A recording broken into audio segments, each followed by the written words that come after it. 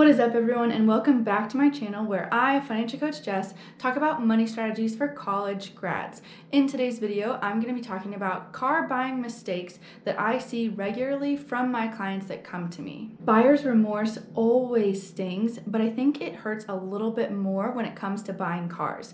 After all, it's not like you can just return it or turn around and resell it without losing tons of money. I have seen buyer's remorse time and time again when it comes to buying cars. Let me know below, have you ever regretted buying a car? My goal is to help you avoid these real life mistakes, so let's start with number one. Number one is forgetting about taxes. Oh, guys, please do not forget about taxes. The final sticker price is not the total cost of the car. This will be different for pretty much every single person watching this video because the sales tax varies by state and then maybe even by city as well. In Missouri, it's about 8% right now, and that's sales and local tax. So let's say in Missouri you buy a $10,000 car. The tax on that, in order to take the car to the DMV and title it, is going to be about $800, and that is in addition to the sticker price. They do not include tax in their final price like a lot of other goods do at the store. So this is really important, and it can add up to a lot of money. It's different because if you go to the store and you just buy expensive furniture or something else, something electronic that's really expensive, they're going to include the tax, right? Cars are different. You pay the tax at the DMV in order to title it. But again, check with your state, check with your city, make sure you have a rough estimate of what that tax is going to be before you purchase the car. You can find your state's tax on the Department of Revenue's website. It'll probably even have a calculator there for you to put in the numbers, and it'll do the math for you. Again, important thing here is to not forget about the sales tax. The final sticker price is not the total cost of the car. The second big mistake that I see are people buying from an independent reseller without taking it to a dealership for an official evaluation. So here's an example. A friend of mine bought a car from a sweet old lady. They were so excited. It was just what they wanted, but they didn't take it to a dealership for an official evaluation. Turns out several months later, there were transmission issues that came up, and I don't know that much about the inner workings of cars, but I know that when a car has transmission issues, it's gonna cost a lot of money. So if you decide to buy from an independent reseller, make sure you call around to your local dealerships and just ask if they do free evaluations or free inspections. Make sure that it's a dealership that you trust or you know someone personally that works there, and this is huge. This can save you so much. If you go see a car and you just absolutely love it, just be honest with the seller. Just ask them if you can take it for a test drive and if you can take it to a dealership for an evaluation of all the major components. Now, I don't just want to gloss over this because this actually may be very difficult for you personally. Maybe you're afraid of looking dumb or naive, or you're afraid of sounding like you don't know what you're doing. But really trust me on this. It is so much better to take it to a dealership, get the free inspection, than to pop the hood and pretend that you know what you're doing. It's just going to save you a lot of energy, a lot of time, and trust me, it's just the better, safer option for you. All right, so this is really important for you. Here's my pro tip. When you go to the dealership, they will do the multi-point inspection, and then they will give you a report of what they found. So they'll give you a report basically listing off everything that's going to be replaced and when and all that. Use that information to negotiate the price of the vehicle. So Ethan and I actually did this on the most recent car that we bought. We saw the car, we really liked it. We asked the seller if we could take it to a dealership. He said yes, we took it there, and there was a lot of stuff that needed to be replaced. The brake pads, the tires. Honestly, it was a huge laundry list of things that were either nearing the end or needed to be replaced pretty soon. And then we used that information to negotiate the price of the car down. We literally had the report and we showed it to the seller, and it was from the dealership. So it was legit, and he was able to come down about $500. So here's a very practical example for you. Let's say that you're looking at a car that's about $10,000. You take it to the dealership, it's from an independent seller, all that, and there's about $2,000 worth of stuff on the car that needs to be fixed. You've got that report with you, you give it to the seller, and maybe you offer $8,000 or $8,500. It's nice because you've got the leverage there with you and it's very objective. You aren't asking for a lower price just because you feel like that would be a better price for the car. You've literally got the details there with you saying you're gonna have to put $2,000 into this car right after you buy it. And this is a fact. The seller is not gonna wanna put $2,000 into this car that they're trying to sell, and they're definitely not going to want to put $2,000 into this car and then have you back out last minute. So this is a great way to have them come down on the price literally right there on the spot. The third biggest mistake that I see people make is underestimating the total cost of ownership, or TCO. I talk a lot about total cost of ownership when it comes to buying real estate in this video here. Definitely check out this video if you're looking to buy a house soon. But TCO is just as important when buying a car. Honestly, the total cost of ownership when owning a car can ruin people's finances. So what is the total cost of ownership when it comes to buying a car? The very first thing is taxes, which I already spoke a little bit about sales tax, but keep in mind, you have sales tax and then you have property taxes every year. TCO also includes insurance, and now you can pay insurance every month or you can pay it every 6 months, which is what we do. And then there's also the maintenance of the car, which includes oil changes, cleaning, fixing, and you've got renewing tags and registration depending on where you live, and then gas too, which is extremely variable. I hear a lot of people talk about and focus on that monthly payment, and then they complain about having to dip into their savings for car insurance and taxes. Don't do that. You know those things are coming. When you go to buy a car, don't just look at the final ticket price. Look at the entire cost of ownership, and that'll save you from having all these surprises. The fourth biggest mistake I see are people thinking they will keep the car longer than they actually will. So let me pause and you can take a guess here. What do you think the average car ownership length is? Do you think it is 10 years? 7 years? Maybe 5? Believe it or not, the average length of car ownership is 59 months. This is just shy of 5 years. Honestly, this is one of the biggest myths and miscalculations in the car buying world, is that people think they will own the car longer than they actually will. Subconsciously, I think that a lot of people plan on owning the car for much longer so that they can maybe catch up if they make a bad decision or a mistake or they don't get a good deal on the car. But the truth is, 59 months does not leave a lot of catch-up time if you make a bad decision. And remember, 59 months is the average. So some people are upgrading and selling their cars even sooner, even earlier than 59 months. This is a very important thing to keep in mind. When you go looking for a new car, make sure that it's a car that you can see yourself in for longer than 59 months. Typically, the longer you have a paid off car, the better financially. Now, I know there does come a tipping point where the fixing and the maintenance and the breakdowns actually do outweigh a newer car. The fifth biggest mistake that I see is looking at cars that are outside of your price range. Now, raise your hand if you have ever gone on Zillow and looked at houses that are millions and millions of dollars. It's super fun, right? However, it's not nearly as much fun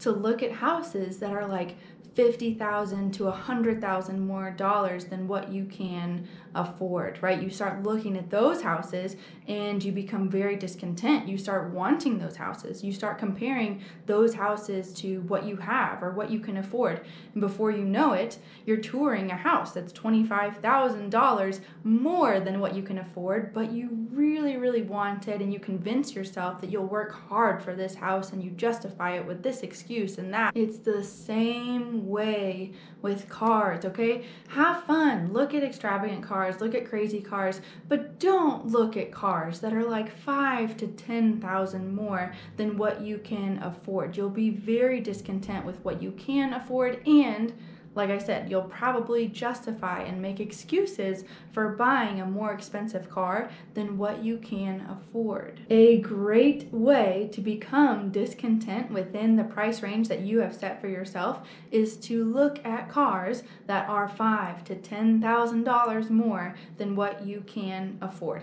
Honestly, if you want to play it super safe, this is what I suggest. Go online at these dealerships. They've got all their inventory online, and choose the specific cars that you want to see when you get there. Don't just walk onto a lot and tell them your price, because they're going to push and they're going to push and they're going to try and get you to go above what you said you wanted to spend. Even if you say the price range to the salesperson, he might still try to convince you to go higher because of your great credit score or a special deal that they're running. Seriously, guys, hear me on this. Being content is a choice, and it is a much easier choice to make when you don't even entertain things that are going to be an unwise financial decision. Number 6 is failing to do your research ahead of time, and this includes not shopping around and not knowing and seeking out all of your options. Too many options can be overwhelming. I totally get that. On the other hand, a growth mindset says, I don't really know that much about cars, but I am capable of learning. A fixed mindset says, I don't know anything about cars, so I'm going to go to a dealership and buy whatever the salesperson says is best. Talk to people that you know and trust and learn from them when it comes to cars. Go online and read reviews, read testimonials, visit different dealerships, even just to meet different salesmen. It's amazing to me how vastly different salesmen can be, okay? Don't just settle with the first one that you go to, especially if you're not even really vibing with them. I promise there is someone out there that you would get along with better. Here's another really big pro tip for you. When you're at your house or you're at your office with your computer with all the facts laid out in front of you, try to make most of your decisions there. You have a clear head, you have plenty of time, you have maybe 1 or 2 close friends and family there with you that you really trust, okay? Make as many decisions there where you can process the information as you possibly can. When you're on the lot, you don't want to be making decisions about the car type, the brand, the mileage, even pricing, okay? Do that at home. Don't do it at the lot with strangers giving you directions and advice and information, okay? Do that with a clear head where you've got time to make the decisions for yourself. If you're on the lot, you're gonna feel pressured. You're gonna feel rushed. It's just the nature of the business. You want to go to the lot with as many decisions already made as possible. My 7th biggest mistake is buying add-ons or getting maintenance done at the dealer. Convenience sells. It is so easy for those salesmen to add on mud flaps and car mats, auto start, detailing, free tune-ups, unlimited car washes. Those things are helpful, but above all, they are just convenient, okay? Don't buy car mats at the dealership. No. Go home, get on Amazon, read reviews, compare prices. Make sure you're getting exactly what you want for the best deal. That is the goal here. This also applies to maintenance. Maintenance that is done at the dealership is typically going to be a lot more than at an independently owned car mechanic. And I say independently owned because even franchises can have significant markups. If you don't have a car mechanic, a quick post on Facebook will definitely give you some referrals and some people that your friends and family trust. We honestly love our car mechanic. He is so honest, does amazing work on our cars. He's always busy, but he still takes the time to know us. We've built a relationship with him, and that has been invaluable. My advice for you is to find a mechanic that you can trust, and then put some time, put some effort into getting to know them and to build that relationship. Trust me, that is honestly an invaluable relationship that you need to have as an adult. Number 8 is underestimating the safety of new cars when it comes to car insurance. So this is actually a mistake that I should probably say, this is an incorrect assumption that I made about cars. There are so many new safety features that are in newer cars than older cars that insurance, the price of insurance is not just a straight trajectory upward when it comes to newer cars. Yes, it costs more for these newer cars to be insured, but these safety features can actually offset this monthly increase. Similarly, older cars technically take less to insure them, but they also are just overall riskier cars to insure in the first place. My advice for you on this one is to call your insurance provider and get a quote for the car that you are looking at. This will help when you're estimating the overall total cost of car ownership. The 9th biggest mistake is revealing that you have all cash up front. Times have really changed in terms of car buying, and now so few people are buying cars with cash that dealerships are actually making most of their money from interest. With that in mind, saying or revealing that you have all cash for a car can actually hurt you on the final sticker price. Instead, try to negotiate that final sticker price without revealing that you have all cash for the vehicle. Sometimes the dealership will actually lower the final sticker price if they think that they're going to be making interest off of you over the next 5 years. Another pro tip for you is this: look online and really try to find the invoice amount. So AKA, this is what the dealership paid in order to get the vehicle. If the vehicle is newer to the lot, you may not be able to get as close to the invoice price as you would like, but if the vehicle has been there for a long time and you kind of know that they might be trying to clear this vehicle out to make room for newer vehicles, really push to get close to that invoice price. Again, payments, interest rate, length of loan, none of that really matters because as soon as you get the car, you can just pay it off in the first month, but really fight to get that final sticker price down. Really try and get it as close to that invoice price as you possibly can. Number 10, of course, is so obvious, but it still needs to be stated. Number 10 is taking out a loan to buy a depreciating asset. And here are several reasons why this is a big money mistake. Number 1, you are spending money that you don't have, of course, on a depreciating asset. If you're spending money you don't have, it needs to be on an appreciating asset, something that is going to gain you value. Another reason is that because you're spending money you don't have, it's actually costing you more money. This is a surefire way to stay broke, right? When we're looking at the total cost of ownership when it comes to the car, the payments and the interest absolutely destroy the TCO. And because you were able to take out a loan for the car, you're going to buy more car than you otherwise would, right? The dealership will be more than happy to finance any car that you like. And then the thing that you just borrowed money for and you bought too much of plummets in value. This is not a surprise. It's not like an unexpected housing market crash, right? You know, everyone knows this. As soon as you drive a new car off the lot, the thing plummets in value. The average cost of a brand new car is $554 a month. So there's two scenarios that we have here. Number 1, you buy the new car, $554 a month. You basically are working until you die. And scenario number 2, you buy a car that you work for and you save for. You invest the difference and you retire at the age of 65 with millions. And that's plural, millions. I once heard a prospective client tell me that they would always have a car payment and a house payment.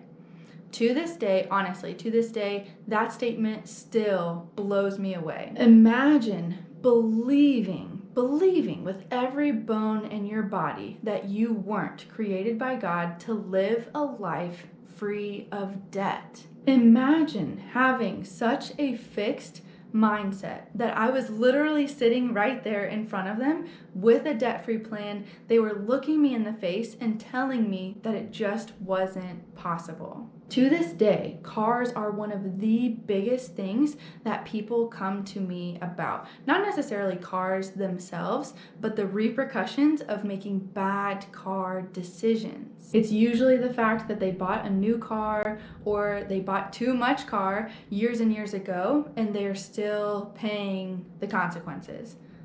They're literally paying the consequences.